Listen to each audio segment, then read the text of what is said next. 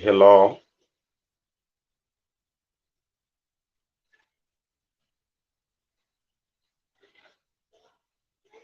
Hello.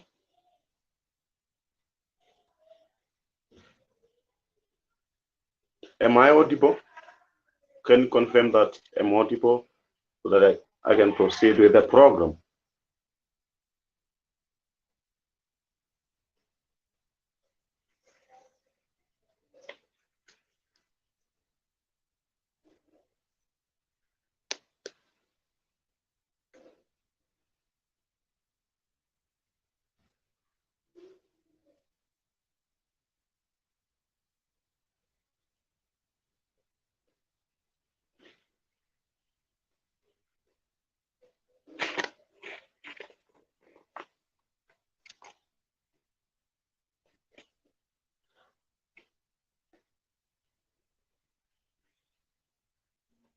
Hello?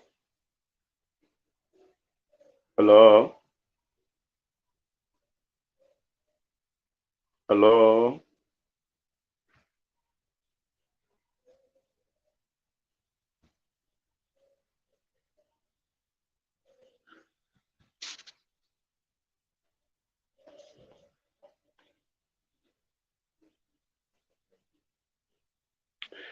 Okay, thank you very much to our viewers. It's another show. Today's show is History of the Bible, vis-a-vis history in the Bible. Your host today is Tauya Chinama from Zimbabwe. So many people, they ask each other. Sometimes there is a mistake they make. There is a difference between the history in the Bible and the history of the Bible. What is the difference? History in the Bible is manipulated. Why? Because the reason why we have the Bible is to serve a particular purpose. What is that purpose?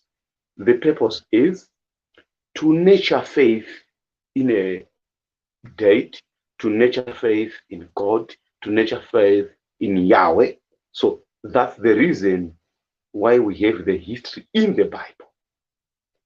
But when we talk of history of the Bible is there to inform people how the Bible came to be and what happened and what was the reason behind. So history of the Bible is somehow logical and chronological. While history in the Bible is meant to tell a particular story for faith reasons. That's why you see sometimes, a few days ago, I was at one of the universities here in Zimbabwe. I met a group of students, university students, who were actually discussing, questioning each other. Where did Adam and Eve's sons get wives? Was still, we are told Abel was killed well before marriage. So they're trying to know what actually happened. And if you look at the history in the Bible, it doesn't answer that. It doesn't answer why do we have so many people in the world today. But history of the Bible will answer that, because it will tell us we don't have to take the Bible literally, because a number of stories in the Bible are not literally true. They are somehow parables. I'm not saying entirely that the Bible is entirely fictional. No, that is not what I'm saying. There are some instances of particular things happened which are recorded in the Bible, but there are some things which, if you are to use logic, they never happened. For example, we are told that the first part of the Old Testament, what they call the Pentateuch, was written by Moses. But if you go and read chapter 34 of Deuteronomy, we hear the story about the death of Moses. Logically speaking and scientifically speaking, how can someone write about his death? That one can only be possible and be acceptable in a setup where people are prepared to believe a particular superstition. So I think this show will help a number of people to answer such questions. And especially in the third world, in Africa, where we are, and you find some people, they actually think that the Bible dropped from a certain particular space down to this earth, and it was written by an knowledgeable person who knows everything.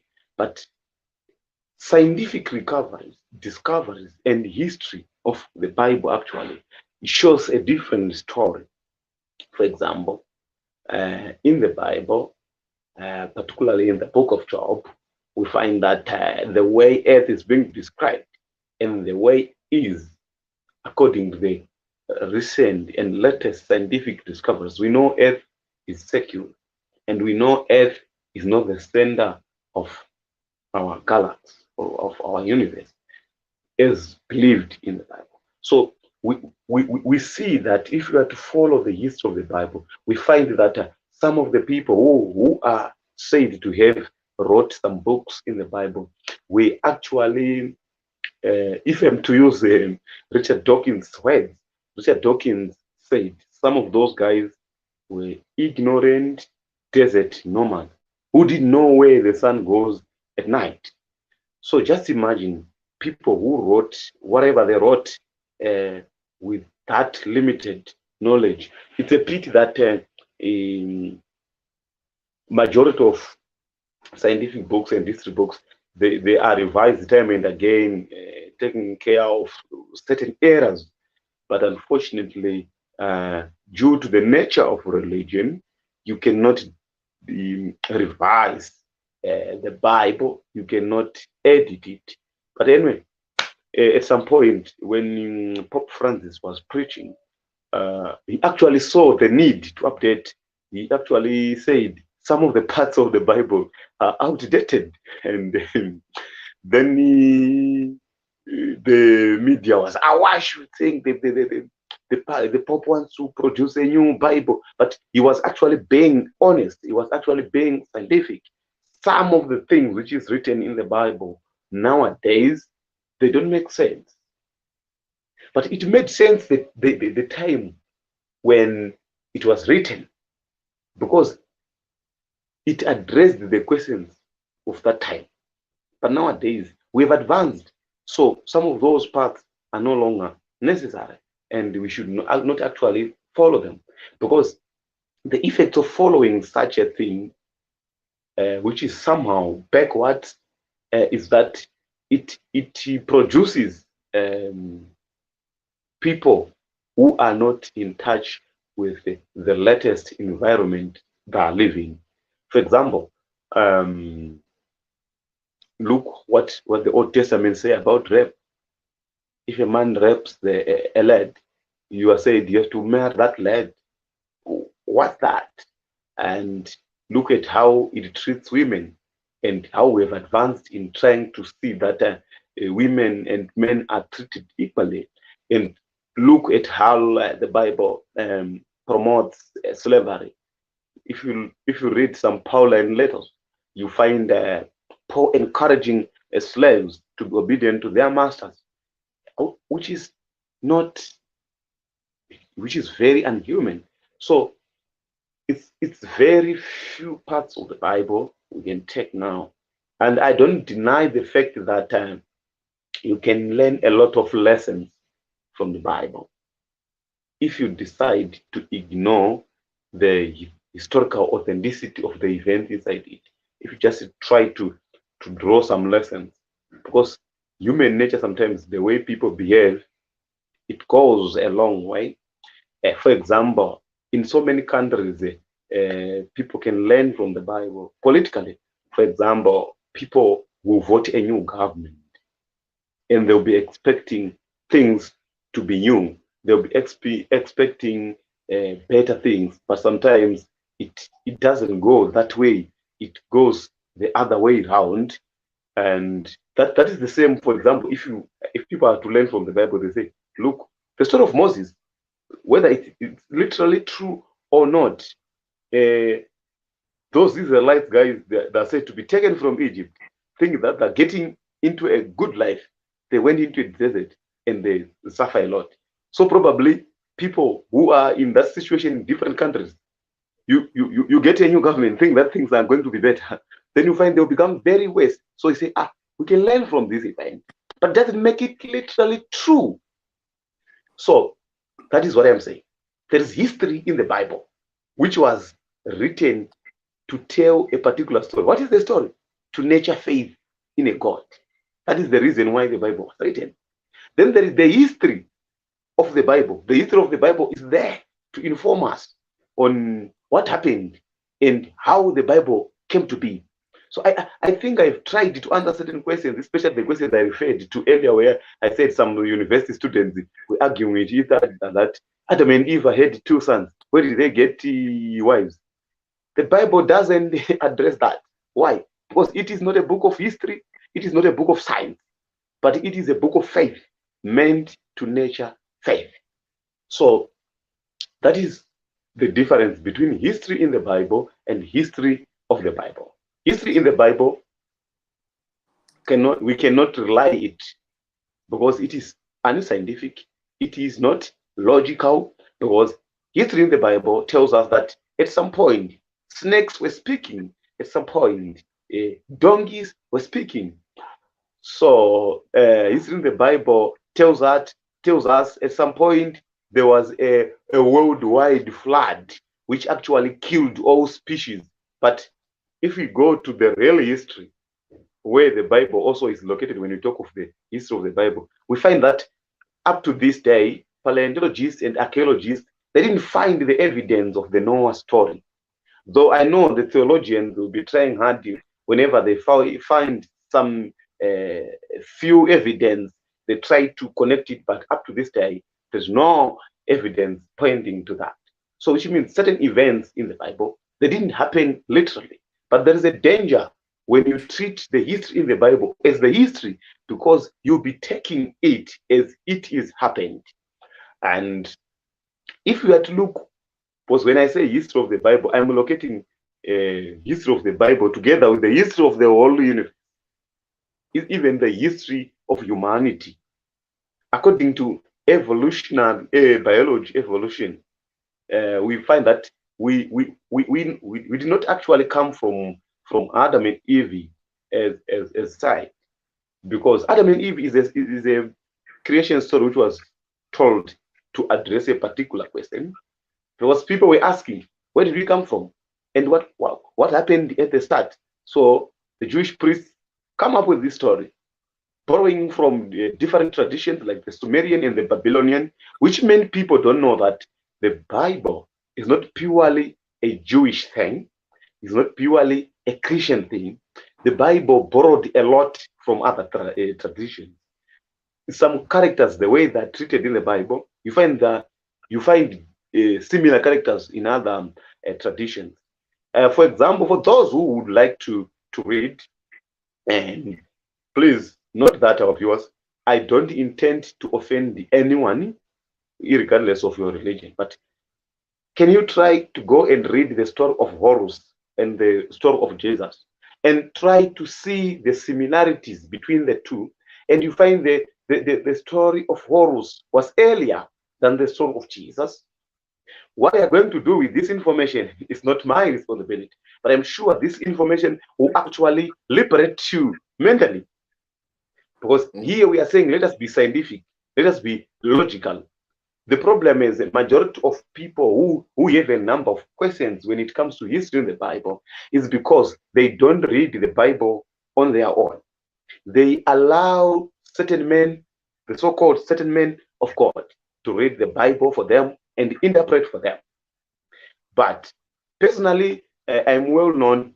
I'm not probably if I say I'm well known, I am exaggerating the statement. But among those who are closer to me, I'm well known of promoting Article 18 of the Universal Declaration of Human Rights, freedom of thought, conscience, and religion, which means I am saying people should be free to think the way they want.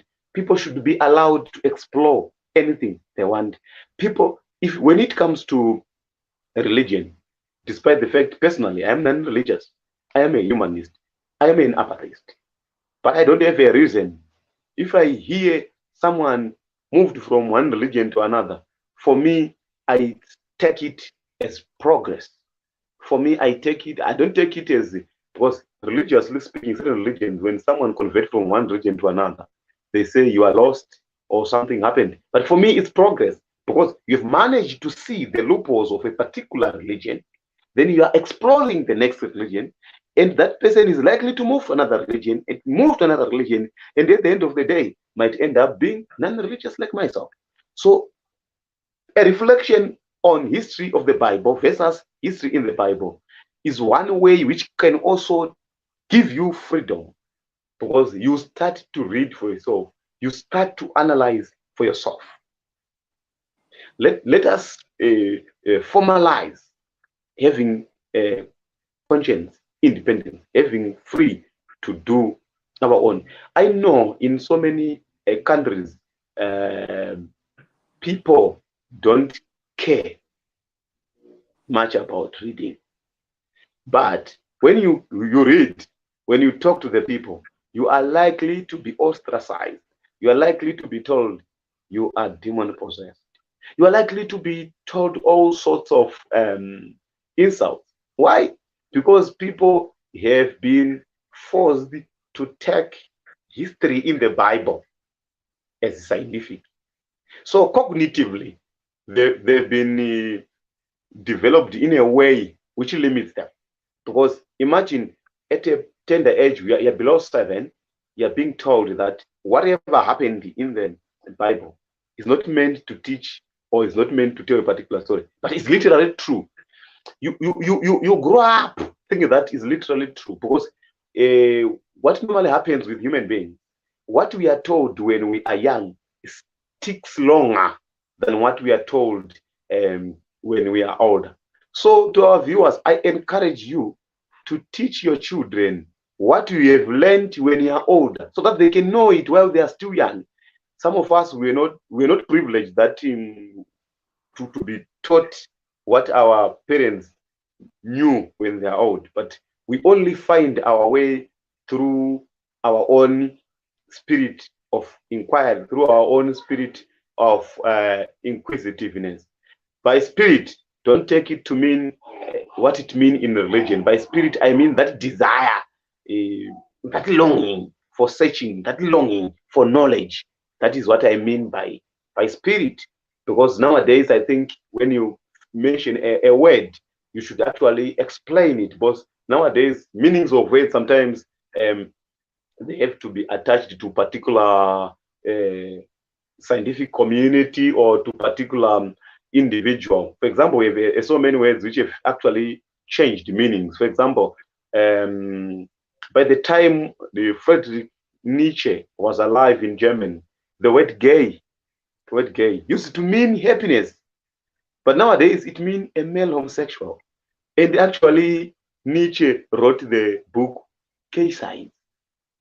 The other word like sexy in the 1990s, it means something related to sexual intercourse. But nowadays, it simply means nice.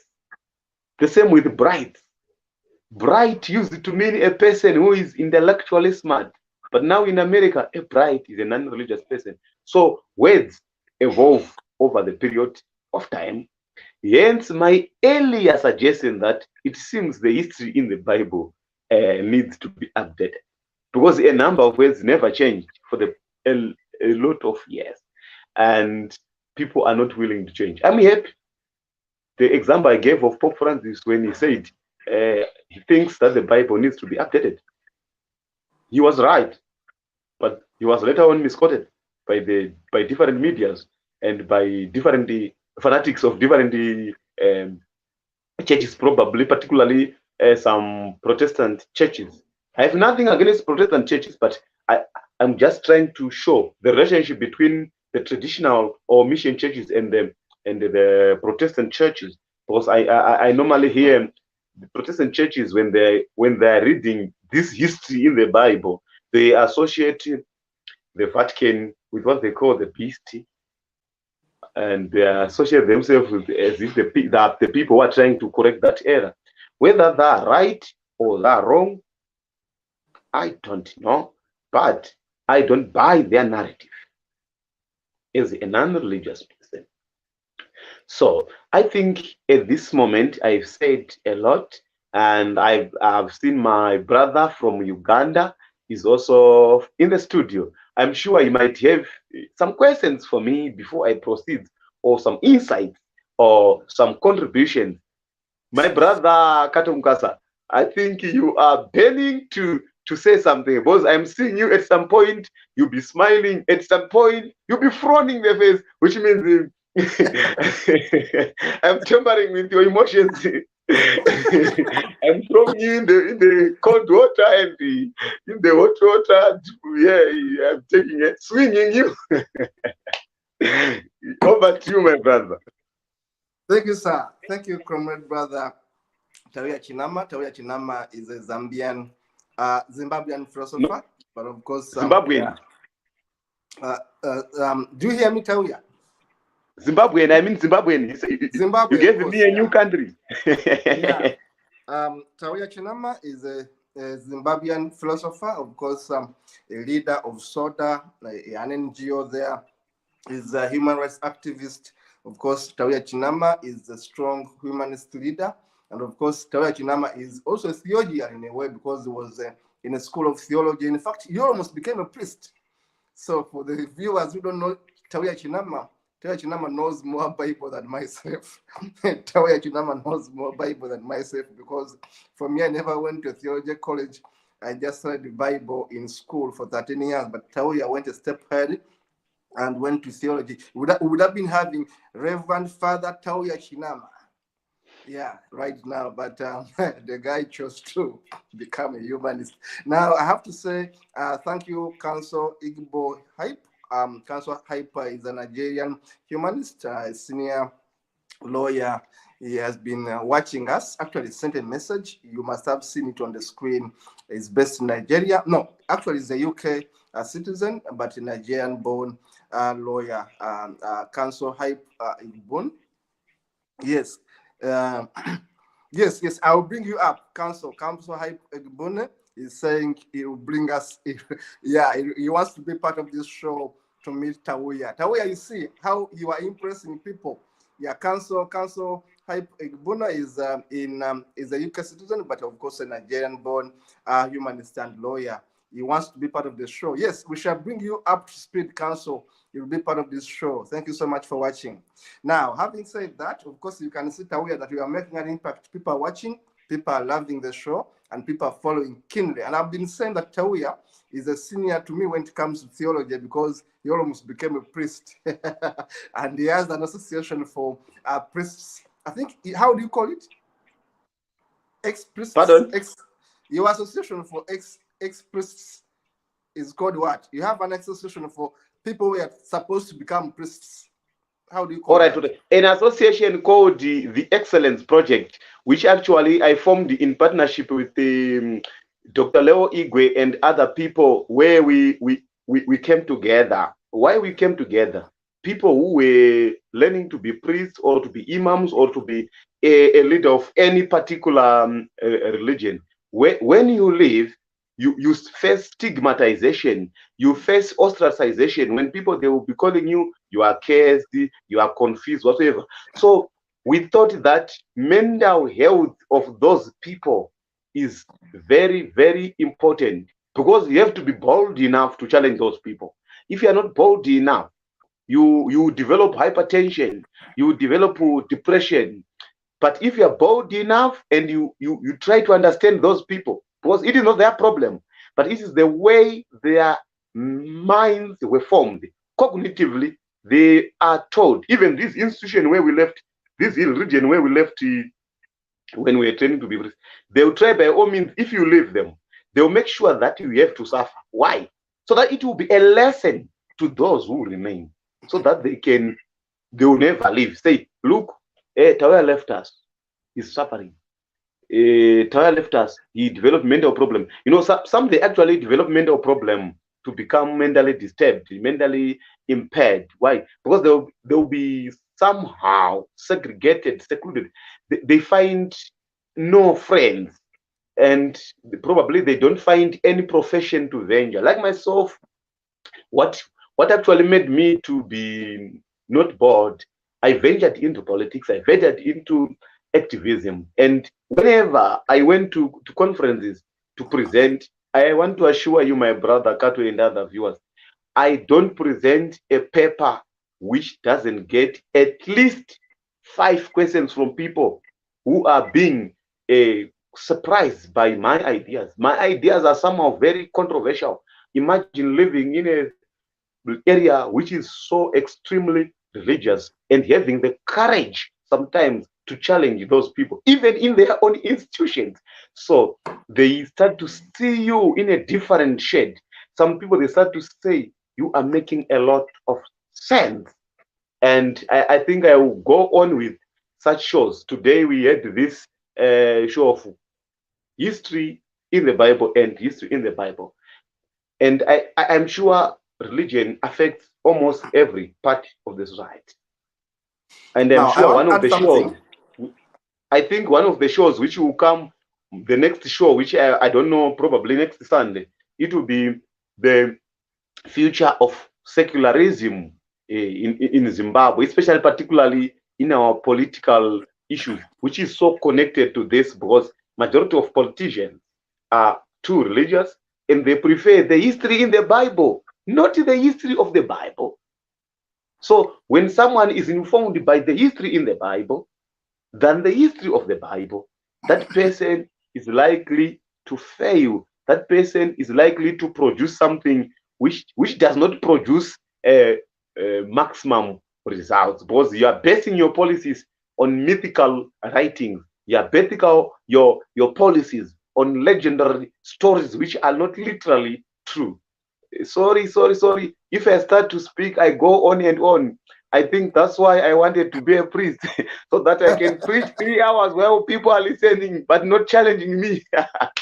Okay. Over to you again, my brother. Thank you so much, brother. Thank you so much, comrade. Of course, I have to say that whatever you have spoken is right, and I'm not here to contradict anything because you were spot on. And as I said, you as an ex-seminarian, you were so much into theology than myself. I used to say that my mother wanted me to be a priest. That is a fact. My mother wanted me to be a priest, and by 12 years, I said no to this nonsense, and I became an atheist. At 12 years, I said I cannot go to church, I cannot become a priest. To hell with becoming a priest. It doesn't mean that actually I don't like priests. Many of my friends are priests. Actually, my children go to schools managed by priests. Priests are my friends. I just didn't simply want to be a priest. Yeah, so I love priests. One of my best friends is a priest. He's more of a brother. He's a priest. He's a Catholic priest. I come from a Catholic background, but I respect priests, but I didn't simply want to become a priest. Now, I respect you, who was in a theological school and almost became a priest, so I know you know a lot. Now, having said that, Council Hype Ibune, who is based in the UK, wants to be part of the show. I want to tell him right on the air that we're going to host you. Council, we shall host you, me and Tauya, we shall host you, three of us. We shall have a conversation, three of us, but also I will host you in my show, Why I Am a Humanist, so that we can also give you a part of the story. So, Council Hype Igbune, I'm just telling you right now that we are going to host you right next week, between Monday to Friday. Any day that you are free to feature on the show, you will let me know. We are going to host you on this show. This is Humanist TV Africa, and today's host is none other than Zimbabwean scholar Tauya Chinama. I'm just a guest here. Now, let me give him a bit of input in what you have said. Now, this is what I always say, and I'm going to say it in my next show. Actually, you're invited in my next show if you have the time. In my next show is more like a continuation of your show. I'm saying that the Bible is a book of fiction. And why I love your topic, you are saying the history of the Bible versus the history in the Bible. Now, many people don't know the difference. Let me make it easier for them. The history of the Bible is different from the history in the Bible. In other words, the environment in which the Bible was written is different from what was put in the Bible. That's one distinction. Now, if people sat down as a syndicate, I always call them a syndicate of thieves, a syndicate of politicians, a syndicate of liars, a syndicate of murderers, a syndicate of imperialists, sat down in conclave and said, we have all these many books which have been written, because the books were there. But what was missing was one collection of a book called a Bible. The books were there. The books were there for so many years, hundreds of years. People had written.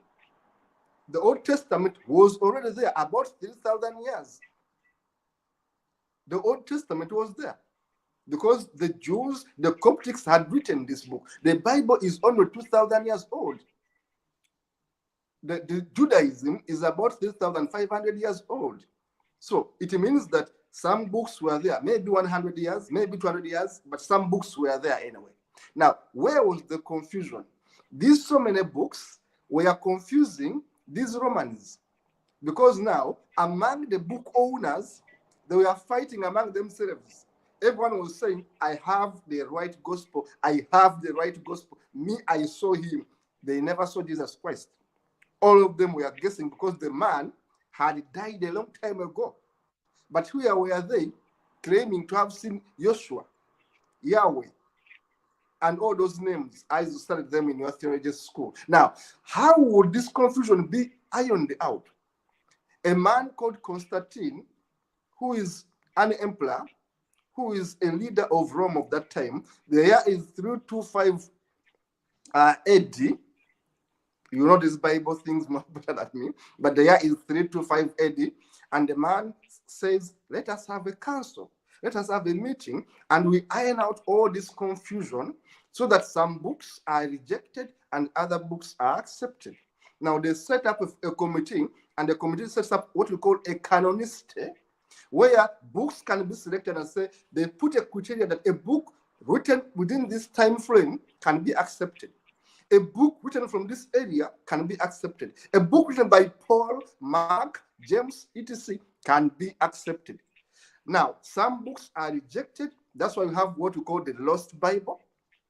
There are books which are called the Lost Bible, books that were never accepted.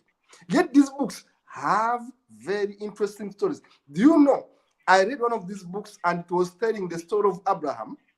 It was telling the story of Adam, that Adam had daughters, Adam had other children. Yet in the main book, these stories are not there. Now, when you read the Lost Gospels, you discover that these colonialists, these imperialists, these thieves, these criminals, read by Constantine, in fact, deleted some of the facts. I could put them in quotes and said, okay, these are wrong books. Why? They were exposing some of them, and two, they are weakening their Roman Empire. Because remember, as you know rightly, that the Roman Empire was behind the compilation. And we know exactly that there were families in Roman Empire, noble families, that were behind a writing of this Bible or compiling this Bible. And actually, some of them, the New Testament, were physically present in its writing. People like Flavian family, the Flavian family, the Piso family, the Medici family, the Piso, Flavian, Medici. Anyone can Google this and find out the history. How did these families contribute to the writing of the New Testament?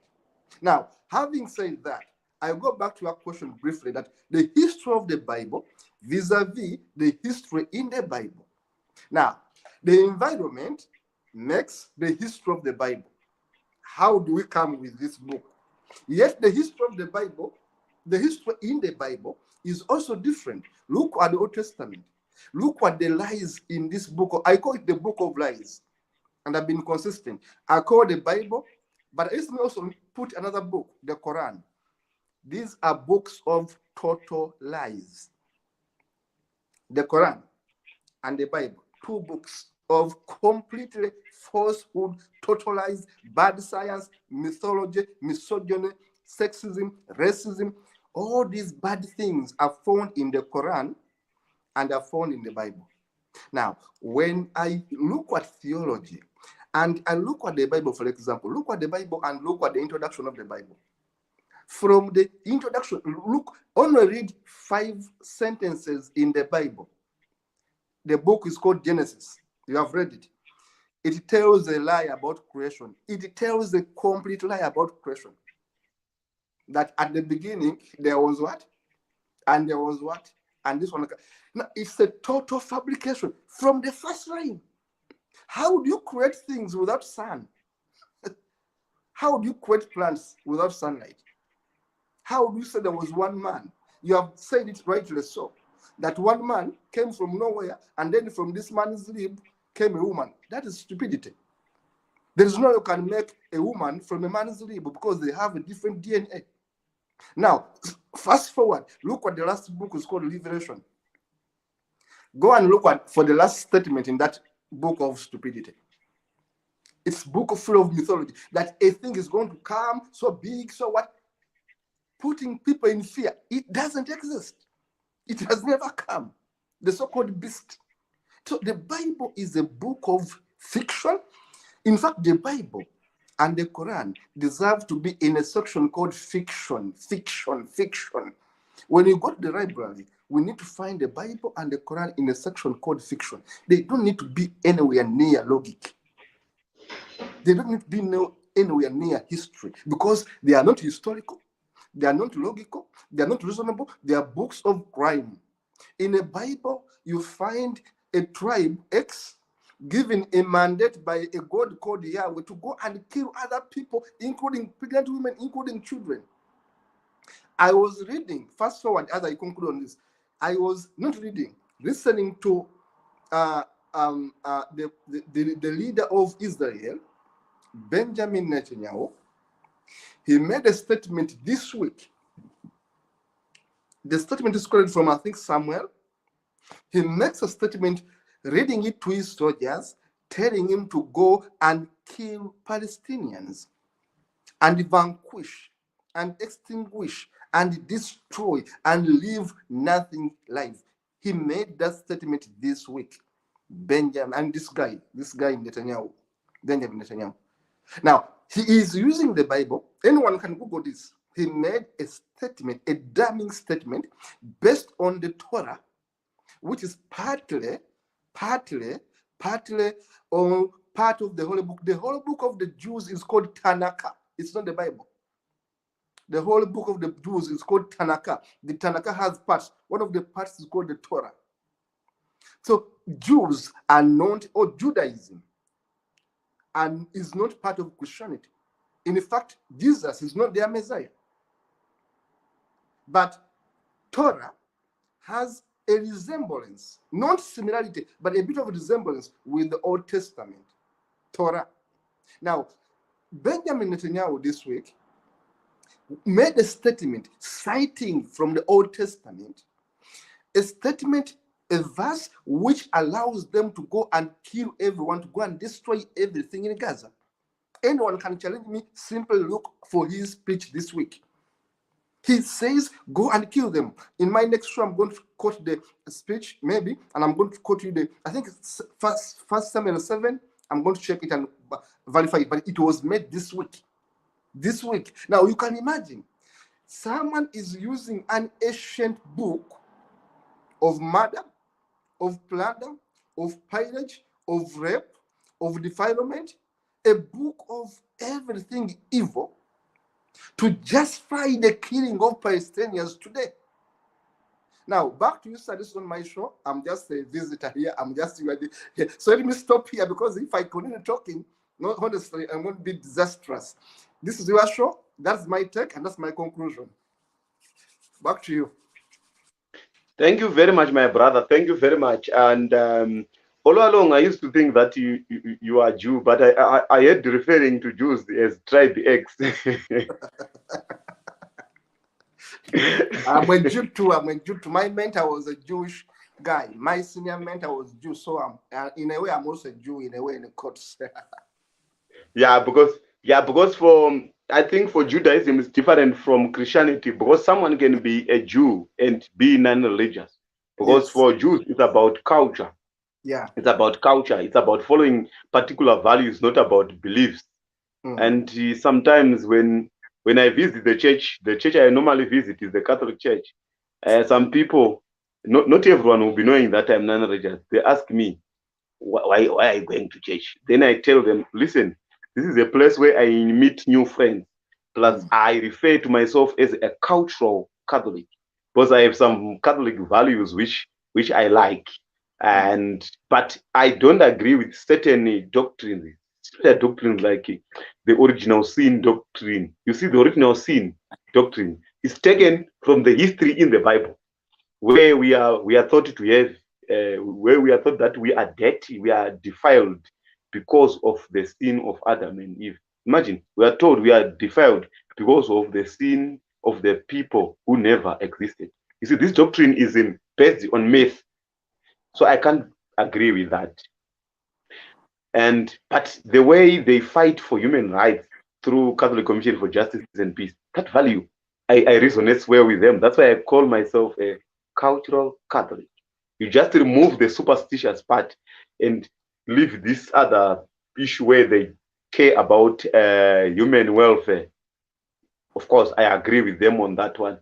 And probably if I don't agree with them, I will be one of the people who will be said I'm most ungrateful. Because imagine spending 6 good years in their halls, forming me to be a priest. And if I didn't go to train to be a priest, I want to assure you, my brother Kato, I will be stupidly religious up to this day. It is being formed to be a priest which opened my mind. But unfortunately, I'm so surprised that I have a lot of friends who continued. I think what particular knowledge does to one individual is not what it does to the other. Because what made me non-religious is that same formation. And I normally repeat this statement time and again. I don't think I spent a month without repeating it, especially when someone refers back to my history in priesthood. I normally tell people that I was too honest to be a priest. So that being honest in it, Yeah. I see the loophole of the doctrine. Then I imagine that I have to spend my life teaching and trying to close those loopholes. I said, no, I can't be. But we are different. And sometimes being honest is also consequence, sometimes even negative at times. So we don't expect positive consequences when we are honest. So the same way I'm being honest about the history in the Bible and the history of the Bible. And you see how basing your decisions, how basing your thoughts on the history in the Bible is dangerous. You talked of Benjamin Netanyahu, and I think in 2001, George Bush of the United States of America bombed a hospital in Kabul, a hospital with sick people, unarmed, who were never trained. And he claimed, I'm doing God's work because I suspect there were terrorists in that. Yes, I get you. I get you. I get you there. I will catch you there, right there. Your network is a bit down. Yes, he bombed a hospital in Kabul. That was George W. Bush. He bombed a hospital in Kabul. These are terrorists in a way because they believe that in doing this work, they're actually doing God's work. But of course, this is terrorism. And I've been saying it without a shadow of doubt that many of these things of American imperialism is purely terrorism, masked under the guise of self-defense, masked under the guise of defending the values of America. Protecting Americanism. You go and bomb Iraq, you go and bomb Afghanistan, you go and bomb everywhere, and then you say you are protecting the rights, you are fighting terrorism, but at the same time, you are creating more terrorists. Now, this talk show is, of course, for Tauya Chinama. I'm just sitting in because his network is off. It's not my talk show. And he says, I was too honest to be a priest. That is wonderful. That is a quotation from Tauya Chinama, which is going to go in the history of Humanist TV Africa. He says, I was too honest to be a priest. Honestly, I also think that I was too honest to be a priest. There is no way I could be a priest. And I tell these lies to children. I tell them that there was a virgin birth, there was a miracle, there was this woman got pregnant without a man, that this man died on the cross and stayed there for 3 days, that this man resurrected, that this man is in heaven. There is no way Kato Mukasa would say that nonsense and sustain it, because my guilt would triple me. My guilt would overwhelm me. There is no way I can tell children that a man became born, became conceived without a woman sleeping with a man, with a man. That Jesus Christ had a virgin birth. Jesus Christ never had a virgin birth. It's a story. It's a stupid, dense, dumb, idiotic story to say that Jesus Christ had a virgin birth. There was no virgin birth. Look what Kemetic history. Look what the story of horrors. I've been talking about horrors. Simply go and educate yourself. Look at the story of Horus, the Kemetic sun god. The Kemetic sun god existed thousands of years before Jesus Christ. Now, who was copying from who? The Romans created Jesus Christ. Why? They want to defeat the Coptics. They want to defeat the Judaists, the Jews under Judaism. They want to defeat the Chinese with Buddha. They want to, of course, Confucianism. They want to silence Buddhism, Confucianism, and all that. Now, my brother, you are back. This is you hosting me. Welcome back again and take it from where we stopped. All right, thank you very much. I was talking about George Bush basing his decisions on a book and deploying the army to go and bomb a hospital in Kabul. You see how it is so stressful, so heartening. It is terrorism. So, yeah, and unfortunately, the definition of a terrorist, I don't know who is supposed to be defining a terrorist. They define terrorism. Sorry, I'm going to interfere there. American politicians, when they go to Kabul and bomb innocent people in hospital, that is not terrorism. That is called fighting terrorism. When they go to Iraq and kill Saddam Hussein, that is not terrorism. That is self-defense. That is fighting terrorism. When they bomb Sudan, when they bomb everywhere in the world, for them, they are holy. Therefore, they are not committing terrorism. But let any other force do that. Let Russians do the same thing. Now, Russia is terror. For them, the American politicians don't commit terrorism. But everyone else does. Why? They have the media. Why? They have the money. Why? We call them the superpower. That is terrorism, and I refuse it. As an African, I will say, these guys are committing murder. These guys are imperialists. These guys are neo-imperialists. These guys are terrorists. And this is what they're doing right now, supporting Israel to kill Palestinians. Now, that's me. I don't know what I'm saying. That's my opinion. It's a damn opinion. It's an honest opinion that America promotes terrorism, but masks it under self-defense, masks under fighting terrorism. How do you fight terrorism? By promoting terrorism. It's my question. How do you fight terrorism? By becoming a terrorist. Because you go and kill people and create more terrorists. No, how are you helping? So to me, American politicians are the number one terrorists. What they have done is to label Arabs as terrorists, and that is not fair. I always say it's not fair to label Arabs as terrorists when you are number one terrorists. Over to you. Yeah, indeed, my brother. Over to you. Indeed, my brother. That's why I said I don't know who's supposed to define terrorists, because I think what actually some Western governments are doing in the Middle East is terrorism at the grand stage. It's commercialized terrorism. And just to conclude this show, some people might ask, Tauya, why did you do this show? What can we learn from the difference between history in the Bible and history of the Bible? If you take history of the Bible, you are likely to move some miles in civilization, because you would understand that you should not inform your decision based on that particular book in a world where we have a billion books. For example, Kato, my brother, was actually talking about American politicians. Let me tell you one thing.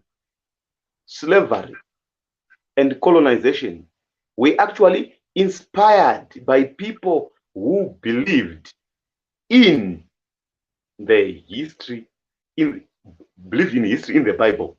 Yeah. Because they said Jesus said, go to every country, baptize them. And when they realized, some missionaries, that they can't baptize everyone, why they do? They supported colonization. And this supporting of colonization was based on people who believe in the history in the Bible. The same with slave trade. We see how Paul would defend slave trade. So, in other words, probably the Western world should be told that they all those people they colonize, those people they put under slave trade, they owe them. If you were doing slave trade for 300 years, you owe that particular country 300 years of reparation. If you colonize a particular country for 10 years, you owe that country reparation for 10 years. And this was made possible by by people who read the Bibles, getting superiority, being anointed by the Bible to do slave trade, anointed by the Bible to colonize people, thinking that you are liberating them when you are colonizing them. Give me a minute on that point. Give me a minute on that point. Now you have itched my thinking. Let me tell you how American government, and mind you, my viewers, I love Americans. I've worked with Americans. I've gone to America.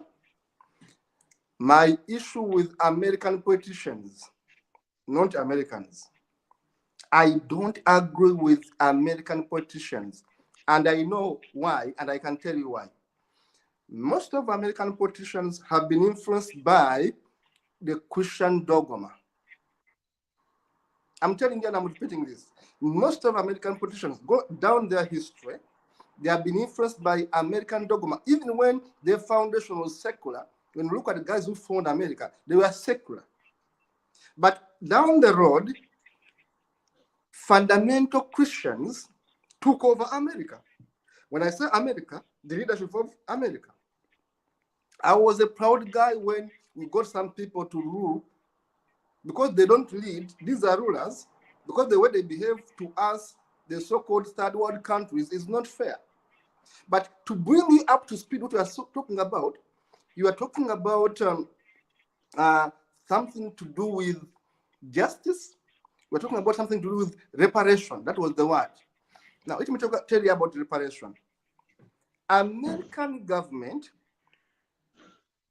with the imperialists that ruled them, enslaved African descendant people for about 400 years. For about 400 years. I'm a scholar who research. They enslaved them for about 400 years. Now, when it came to reparation, they gave them zero. I repeat this, I'm on TV. They enslaved African descendant people as they enslaved others. Remember, the Irish were enslaved in America, and many other Caucasians were enslaved in America. The Japanese were enslaved in America.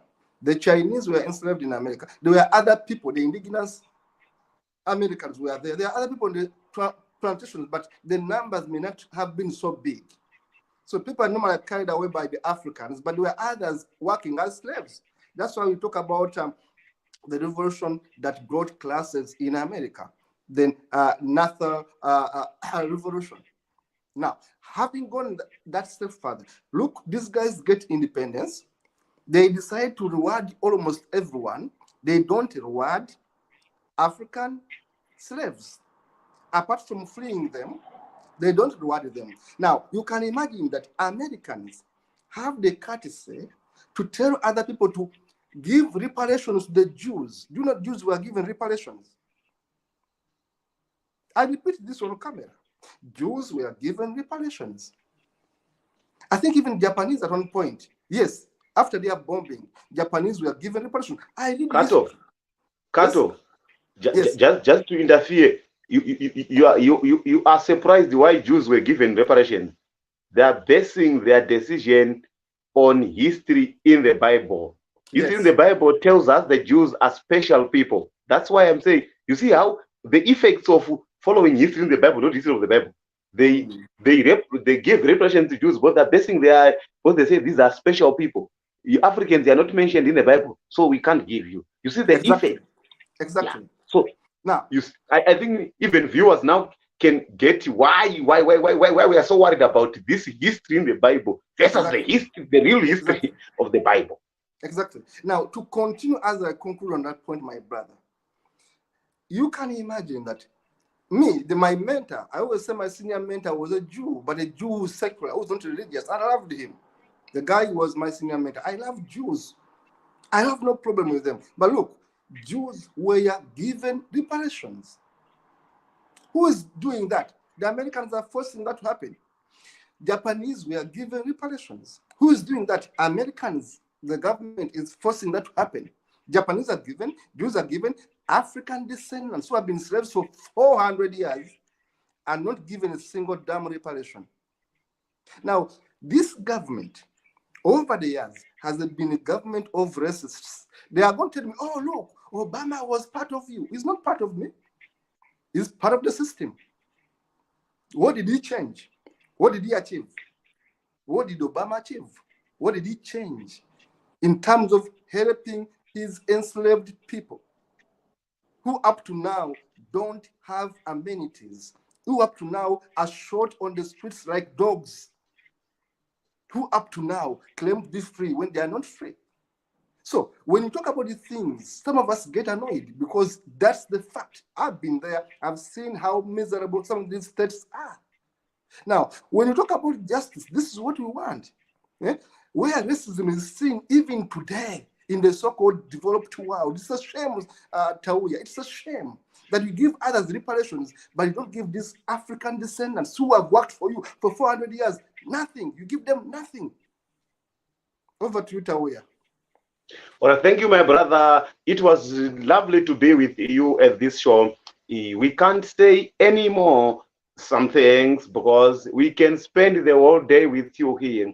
But we hope you get some insights and you know now the benefits of knowing the true history of the Bible, not the history in the Bible. And we've tried to pick some points where we show you the effect.